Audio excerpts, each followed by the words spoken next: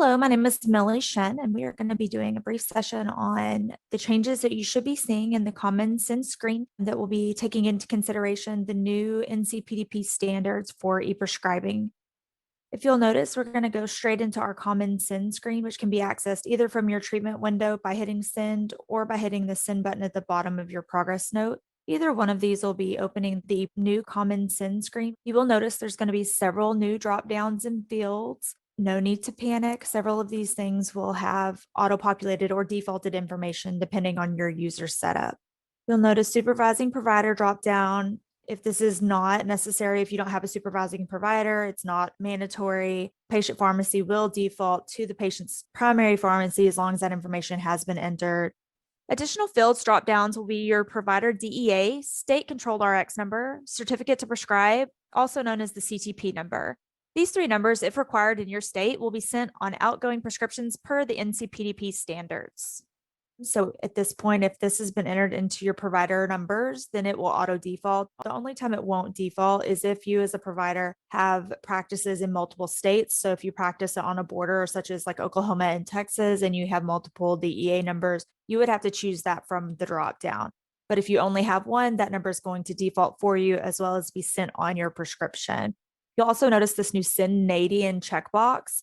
For any of our providers who do narcotics addiction prescriptions, such as Belbuca, any drug that's being used and needs to be tracked, and you do have a valid Nadian number, you would be able to check Send Nadian. I know in the past you've had to free text that information in the notes to pharmacists. That's no longer the case. You'll check Send Nadian to send that number to the pharmacy. You'll also notice that on the notes to pharmacist field, we now have a character counter. It's going to tell you that you have up to 210 characters to communicate with the pharmacist on these prescriptions. The shadow text does let you know, please do not use this section for your DAW or your diagnosis. If Send Nadian is selected, it will populate this notes field. If you want this to be dispensed as written, just like it is in our current setup, you'll click the S. This used to stand for no substitutions allowed. However, now this is going to be the DAW, which means dispense as written. All of these fields need to be filled out. You'll notice that you've got a green check mark that's letting you know this is ready to be sent to the pharmacy. The only additional fields that I would like to cover at this time is requested fill message types. Requested fill message types is for participating pharmacies in which you want to see a specific fill type, such as not filled. In the event the patient chooses not to fill their medication, you as the provider would like to know that. If the pharmacy does participate, when you as a provider select not filled, you will receive a message in your eJellybean in your error filled not fill queue. All other fill types can be found in your fill notifications queue. Again, this is an optional field, not required, and it only applies to those pharmacies that are participating, but it's a good way to close the loop on communication with our pharmacies. Assign future pharmacy requests to.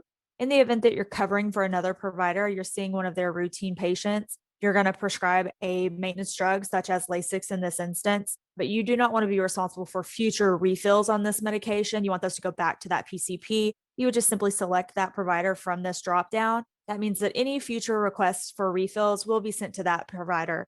You will no longer be managing those in your own personal eJellybean queue. And then patient height and weight. It's now a requirement that any patient under the age of 19 have a height and a weight sent on their prescriptions. So what we have done is we've taken the height and the weight that was entered by your aide or your nurse during the intake process and documented in vital signs and mapped it over here. It will show right here for you. There's no need for manual intervention. Just keep in mind, if for some reason that height and weight hasn't been entered yet, you won't be able to send a prescription on a pediatric patient until those two pieces of information are completed. At that time, you'll be able to hit send and send all of these forwards. This concludes the changes that you should be seeing on your Common Sense screen. We really appreciate you joining us.